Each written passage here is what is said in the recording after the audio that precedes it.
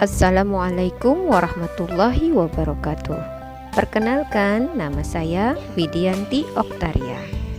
Saat ini saya menjadi calon guru penggerak angkatan 7 dari SMPN 1 Atap 4 Hanau di Kecamatan Hanau, Kabupaten Seruyan, Kalimantan Tengah.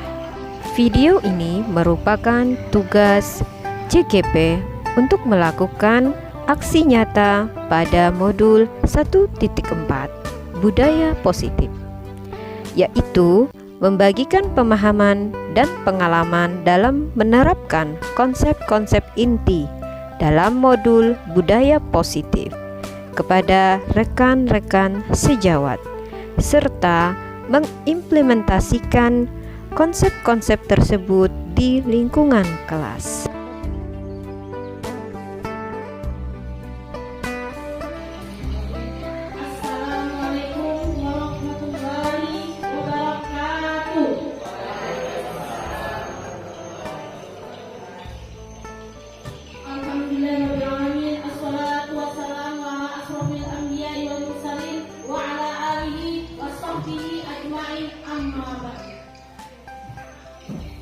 Pertama-tama, marilah kita panjatkan puji syukur kehadiran Allah Subhanahu wa Ta'ala atas limpahan rahmat beserta barokahnya kita dapat berkumpul di pagi hari ini dalam kegiatan diseminasi pendidikan guru penggerak modul 1.4 Budaya Positif.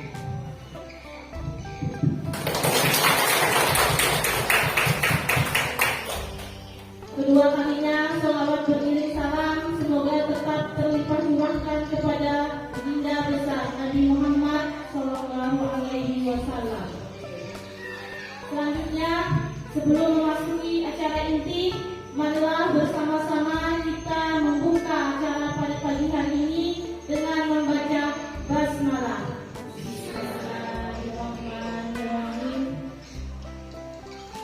Acara selanjutnya ialah penyampaian materi diseminasi pendidikan guru penggerak yang akan disampaikan oleh penyaji materi kepada Ibu Widianti Oktaria SPG. Waktu dan tempat dipersilakan.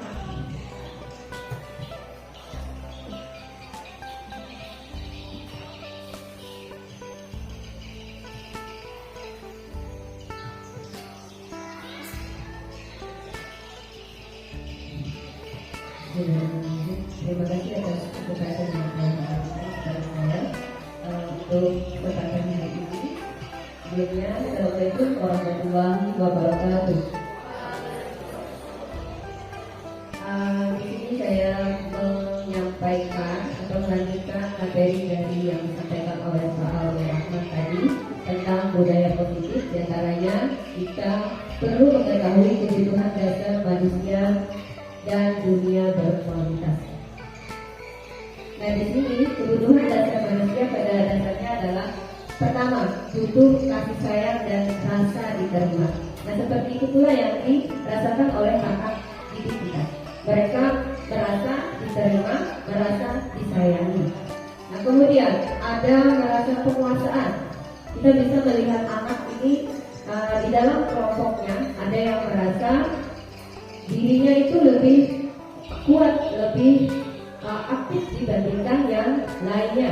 Ada juga di antara mereka itu mereka lebih melakukan sesuatu yang minta perhatian orang. Nah, bisa juga. Kemudian kesenangan. Nah, anak-anak juga perlu adanya kesenangan. Sekarang yang sering terjadi di tempat kita yang masih berdunia itu bermain lato-lato karena mereka menginginkan apa? Kesenangan. Nah, di sana anak didik juga kita juga menginginkan kesenangan di dalam kelas. Nah, seperti apa nanti kita membudayakan suasana kelas sehingga itu menjadi senang bagi anak-anak seperti itu. Nah, kemudian ada kebebasan. Nah, di sini budaya positifnya untuk kebutuhan dasar anak itu perlu kebebasan. Dan dalam artian kalau kita mengajar di dalam kelas, kita tidak memberi anak itu terpaku Kamu nanti kerja tugas yang ini ya dikerjakan. Tapi kita memberikan kebebasan anak juga untuk memberikan pendapatnya. Kemudian pada saat akhir pembelajaran bisa kita berikan kesempatan bagaimana pembelajaran kita hari ini, apa yang seharusnya kita perbaiki. Nah, itu kita memberikan kebebasan anak untuk berpendapat dan juga bisa memberikan kebebasan anak untuk mencari informasi tidak hanya dari kita sendiri seperti itu. Nah, untuk materi selanjutnya itu adalah 5 posisi kontrol. Apa itu 5 posisi kontrol? Kita untuk mewujudkan budaya positif, kita perlu adanya memahami dulu 5 posisi kontrol. Nah, di sini ada yang sebagai penghukum. Seperti apa sih sebagai penghukum?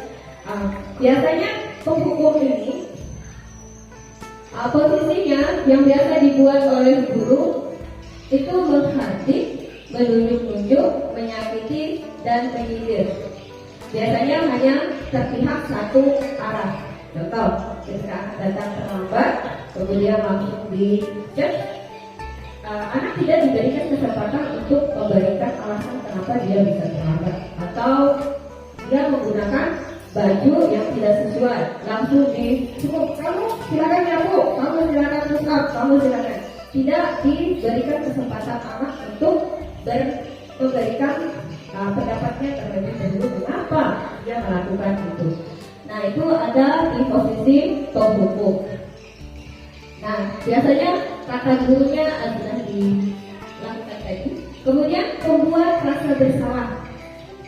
Guru juga bisa gitu ya melakukan pembuat rasa bersalah. Di sini merasa bersalah itu seperti contoh ada anak ini jarang gitu datang ke sekolah, kemudian kita kasih, kamu gak kasih aja sama ibu kamu, bapak kamu yang kerja gitu, cari duit, cari uang gitu, untuk kamu sekolah, sedangkan kamu gak ini. Jadi anak itu merasa bersalah gitu dengan keadaan yang sudah dia lakukan. Nah, itu adalah salah satu contoh untuk membuat kita bisa membuat anak itu merasa bersalah.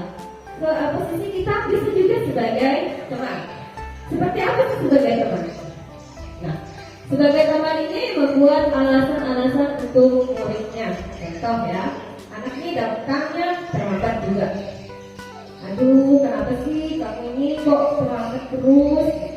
Nanti aku gimana dengan kepala sekolah?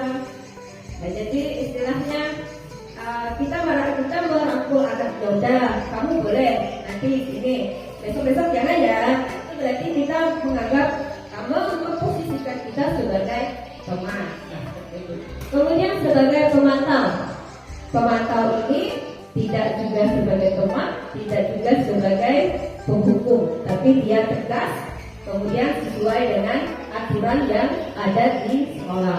Umpama di dalam sekolah itu anak terlambat, peraturan seperti apa, kemudian hukuman yang diberikan seperti apa yang sesuai dengan peraturan. Nah, kemudian manajer. Nah, posisi manajer inilah yang menjadi yang akan kita mau ke sana. Seperti apa sih manajer ini? Nah, manajer ini mengajukan pertanyaan yang tidak menghukum anak dan juga kita mengarahkan anak untuk seperti yang dikatakan oleh Pak Aulia tadi, seperti apa anak itu memahami kesalahannya, kemudian dia memperbaiki kesalahan tersebut. Nah, itu yang ingin dicapai oleh kita. Oke.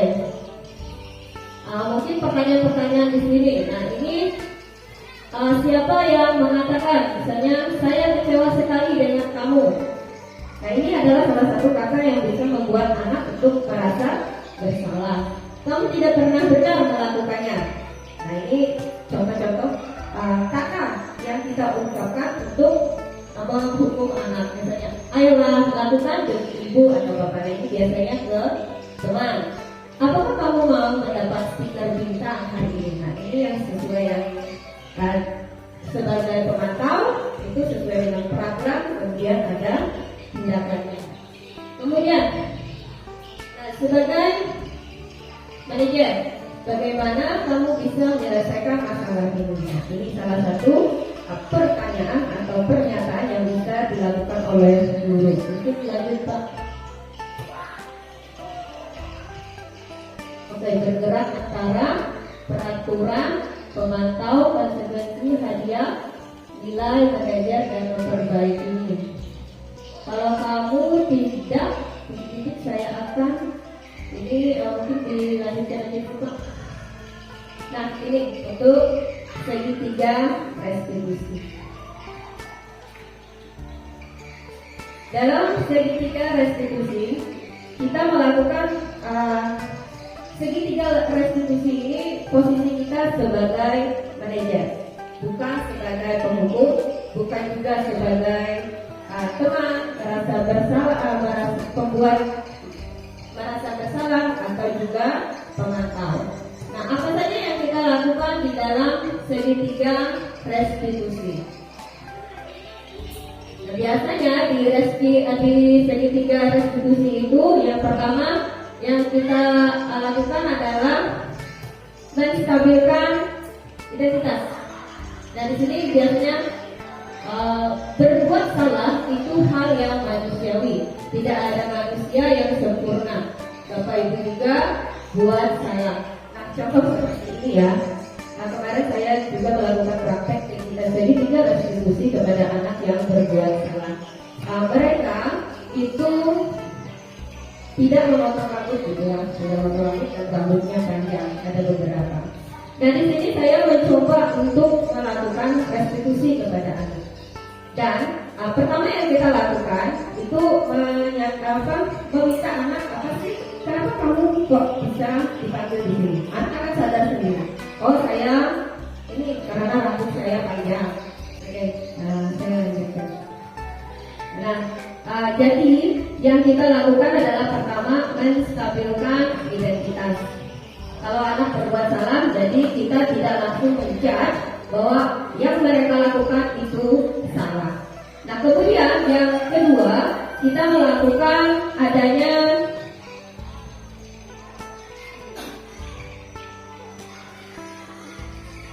validasi kebutuhan. Nah, setiap anak melakukan sesuatu perbuatan pasti ada tujuannya. Mungkin pada saat kemarin itu kenapa rambutnya itu masih panjang? Ibu kemarin mau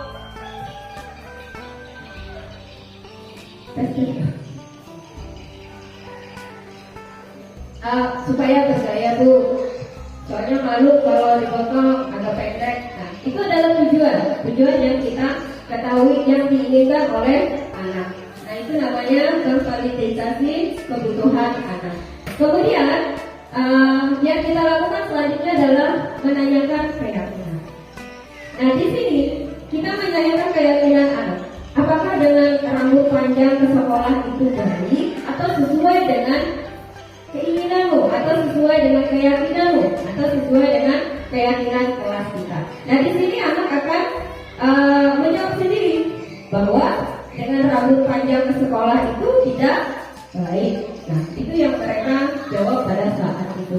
Nah, disinilah kita mengarahkan anak, bukan langsung kita menjudge, kemudian kita meminta, kemudian kita menyuruh mereka, tetapi mereka sendiri. Nah, pada akhirnya kita meminta anak, ya kalau itu tidak sesuai dengan keyakinan kamu, dengan keyakinan kelas kita atau peraturan kita, keyakinan apa sih yang seharusnya kamu lakukan? Kesalahan ketika kamu atau ketika kamu rambut kamu panjang ke sekolah, keyakinan apa yang salah menurut kamu di sana? Mereka menjawab sendiri. Oh ya Bu, saya melanggar peraturan yang ada di sekolah. Berarti apa itu? Saya kurang disiplin, saya kurang tanggung jawab. Nah, kemudian apa yang akan kamu lakukan untuk mencapai itu?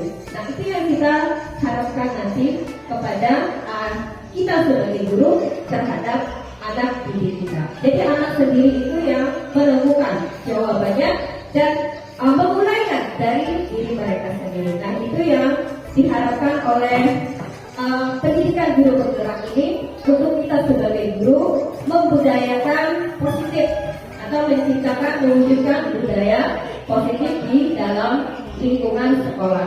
Dari mana kita memulainya? Dari dalam kelas kita masing-masing. Ya, dari dalam diri kita sendiri. Gitu.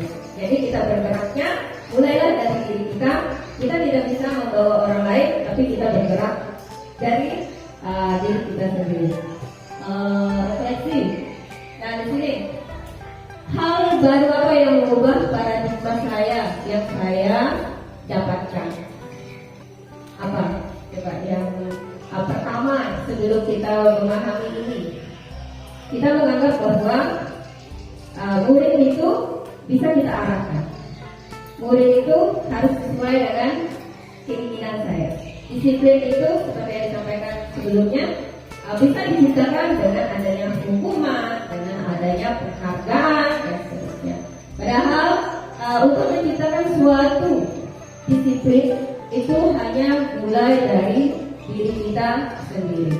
Jadi keyakinan kelas seperti yang diucapkan tadi, keyakinan kelas yang kita susun dan kita rangkai itu tujuannya untuk anak meyakini bahwa yang mereka lakukan itu tidak baik dan seharusnya mereka melakukannya sesuai dengan keyakinan seperti saling menghargai, saling menghormati, disiplin, saling menyayangi dan seterusnya. Nah, kemudian perasaan apa yang muncul selama mengikuti sesi ini khususnya mengenai makna disiplin dan motivasi intrinsik? Mungkin dari Bapak Ibu ada yang mau berpendapat setelah menemukan atau mendengar cerah-cerahan dari Pak Auli dan saya. Apa sih yang kita rasakan gitu?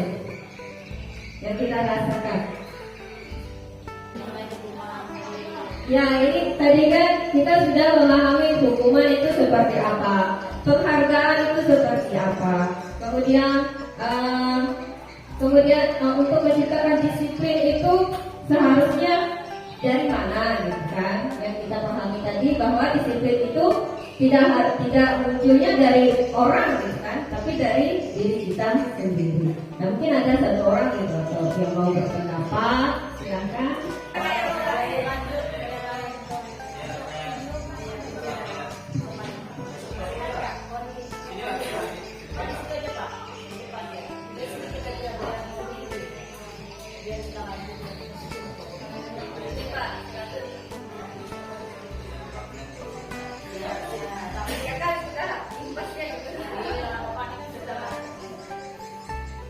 Assalamualaikum warahmatullahi wabarakatuh. Terima kasih atas waktunya. Nah, tadi apa yang disampaikan materi dalam bergerak dari Pak Auli Rahman dan Ibu Rahmi, saya sudah mendapatkan beberapa pengetahuan dan pencerahan tentang masalah disiplin dan juga masalah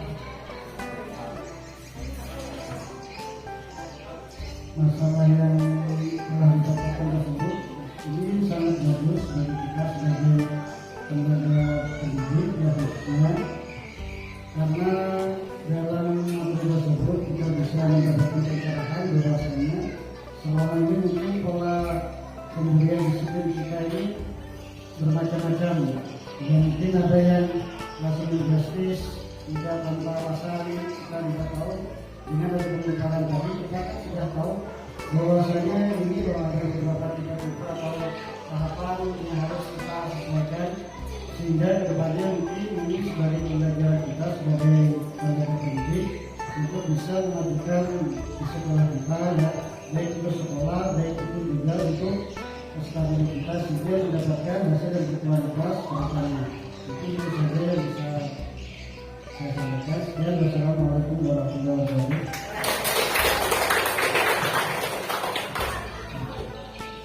Oke, terima kasih kepada Pak Fitri telah memberikan pendapatnya tentang materi yang sudah kita bahas pada hari ini.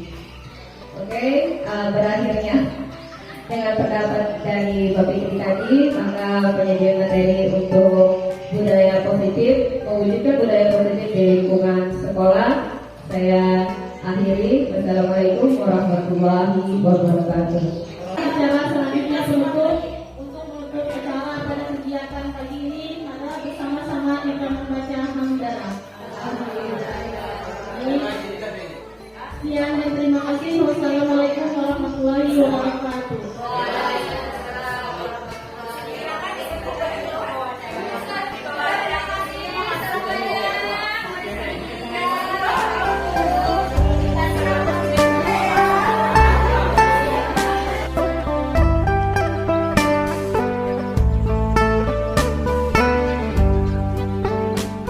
Nah, sebelum kita memulai belajar, alangkah baiknya kita membuat keyakinan kelas. Apa itu keyakinan kelas? Keyakinan itu berarti ada nilai positif, nilai yang baik.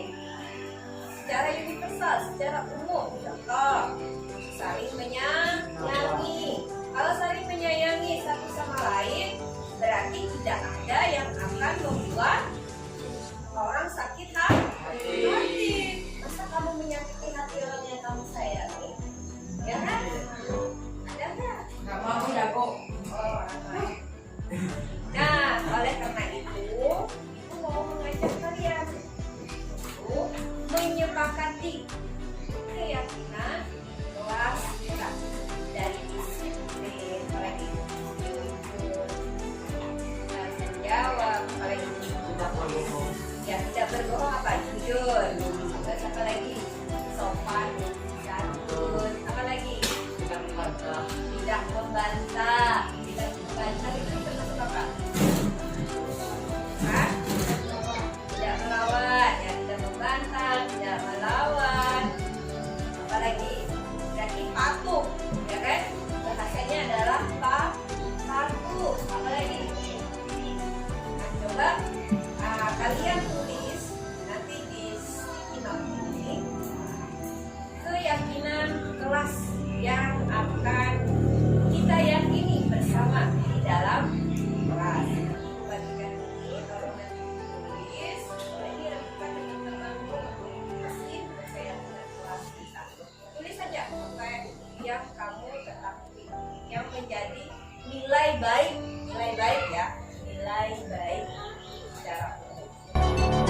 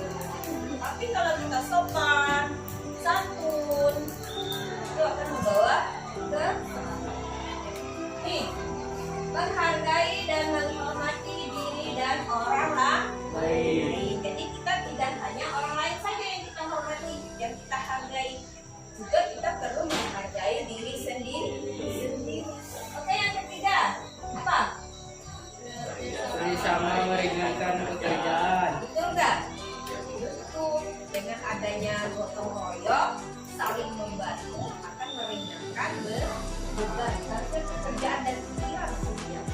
Cepat. Percaya diri mencapai cita-cita. Kita harus percaya Diri. Ingat. Patuh dan taat atau disiplin menciptakan Kedamaian. Kemudian yang terakhir, ya mengasihi dan menyayangi diri dan orang. Lain. Inilah keyakinan yang akan kita sepakati dalam kegiatan dalam kelas. Harapannya nanti segala aktivitas, segala perilaku kita kembali ke keyakinan keyakinan kelas. Oke, ada yang ingin ditanyakan? Karena nggak ada paham ya. Jadi kita sepakati untuk keyakinan.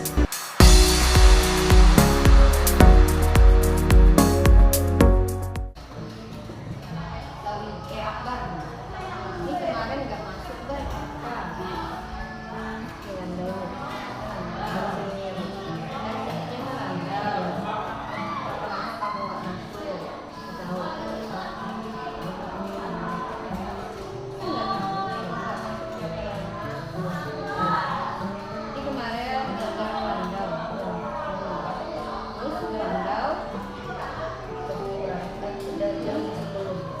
Jam 10 Random. Malamnya ngantuk. Kenapa kamu bisa ngelanjut? Jaga apa? Main apa? Main game sama teman. Gamenya game apa? Campur. Jadi tidak hanya satu game. Pindah lagi gamenya. Senang ya, Bang? Senang. Main game senang. Iya, senang. Ibu juga kalau untuk suka. Kalau dulu nggak suka main game sih sebenarnya. Kalau bikin senang tuh nonton film, belajar aja. Jadi kalau kita mau senang berarti banyak cara ya. Baik, salah satu tadi main game. Nah, kembali lagi nih apa yang nggak masuk ke bawah. Itu baik ya, Bang? Nggak baik, Bang. Terus apa itu?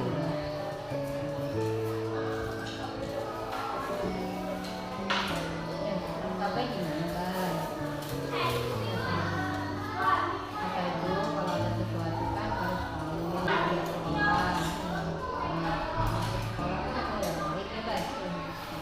Terus harusnya apa gimana?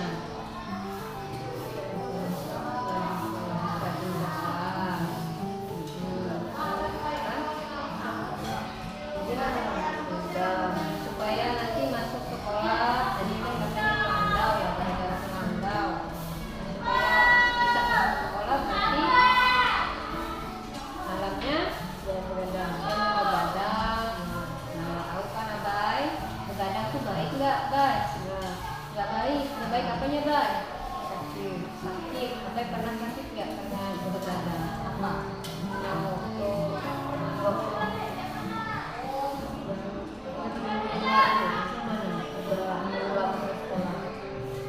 Kamu sakit? Bisa gerak. Tapi kalau kamu kasih tahu kan sama ibu, biar ibu tahu atau dengan waktu. Ya takutnya apa, Bay? Ya pusing. Periksa ke dokter.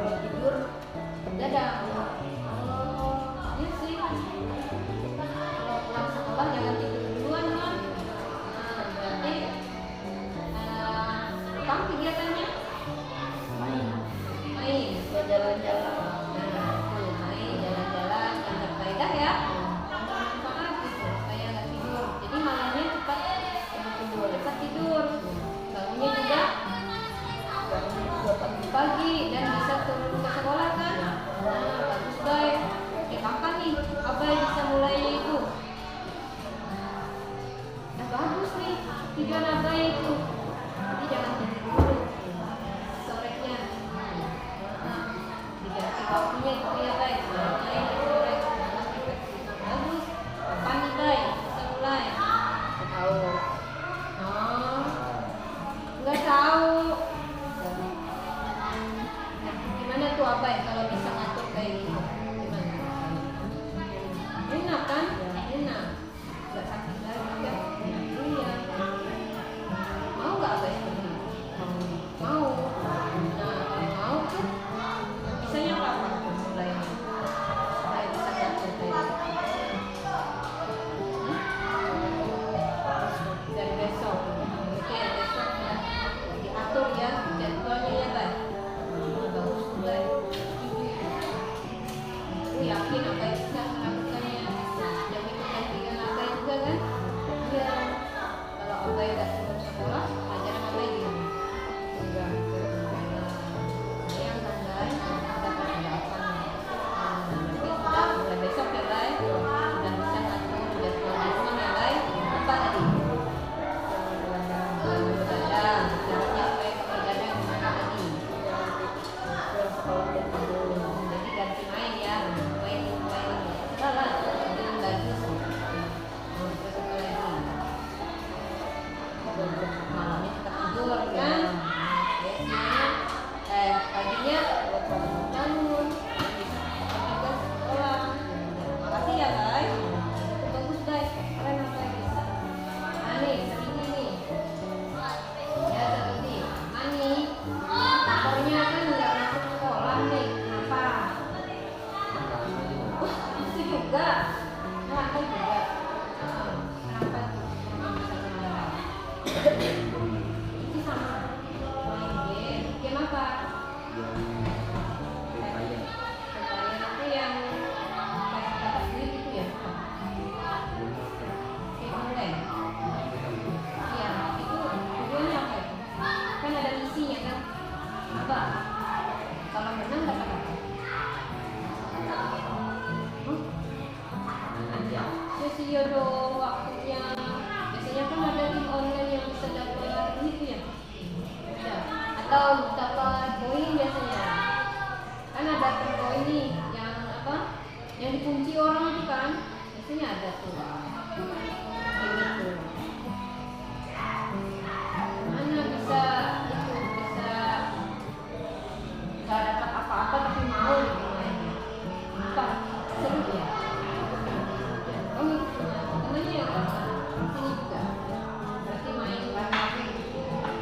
Main rame-ramenya ya sama-sama sini atau lain-lain rumahnya atau gimana? Lain-lain tempatnya atau gimana? Lain-lain tempat cuma bawa kafe.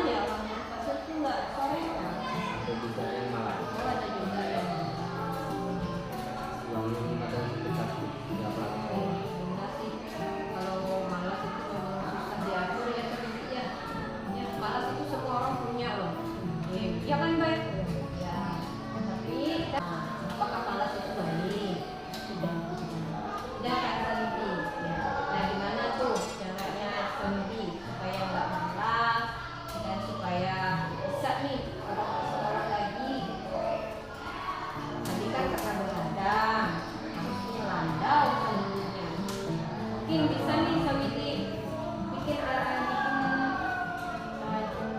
yuk saya tuh pada suami coba supaya Sawiti tidak berandal, nggak malas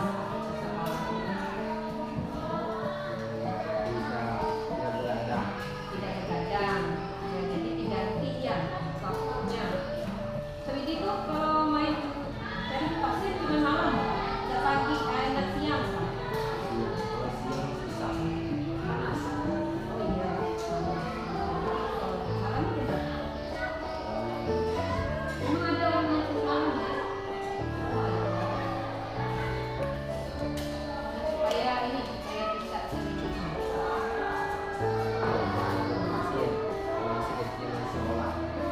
Boleh aja, bagus aja sih sebenarnya.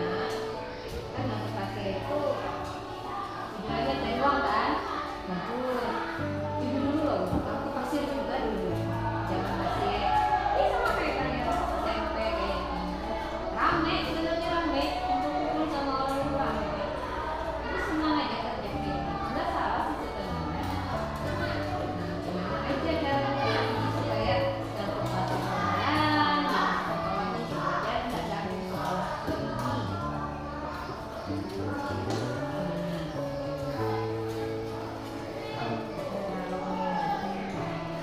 Nah, supaya nggak panas tadi.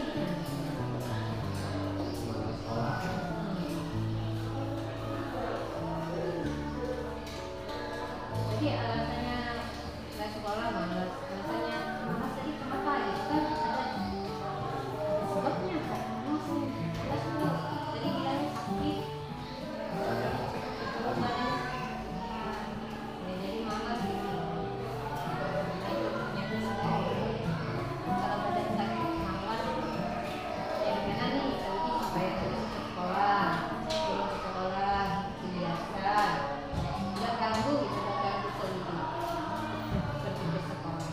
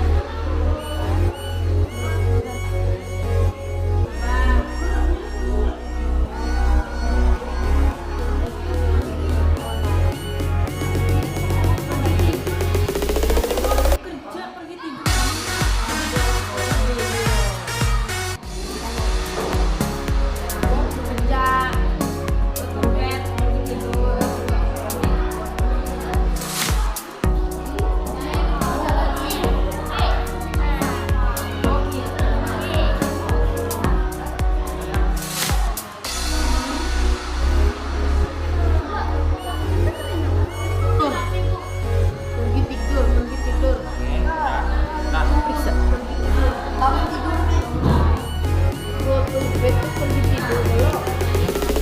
Ya, go to Pergi bed. berbelanja. Drift to work ada.